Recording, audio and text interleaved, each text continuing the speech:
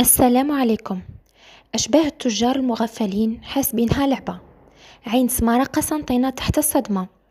الحليب يقود جماعة كبيرة إلى حكم 7 سنين حبس، بما فيهم امرأة مولاة ريجستر. ناس عين سمارة كانوا يعتقدون أنهم راح يخرجوا اليوم براءة، حتى جاء الحكم هذا المساء. الموزع الأول في حالة فرار 15 سنة سجن نافذ.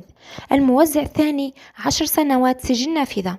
أصحاب محلات المواد الغذائية المتورطين معه 7 سنوات نافذة لكل واحد.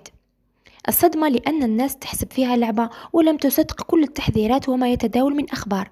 اليوم راهي في جنبك، صدق أو لا تصدق. في الأخير الندامة ما تنفعش، وقدامك امرأة راح مستقبلها وسمعتها وشطر من حياتها، ورجال خلات ولاد من ورائها، وعائلات على جال حليب الزوالي اللي تلعب بيه انت 5000. الدولة تخلي بصح كي تكثر تكويك. السلام عليكم.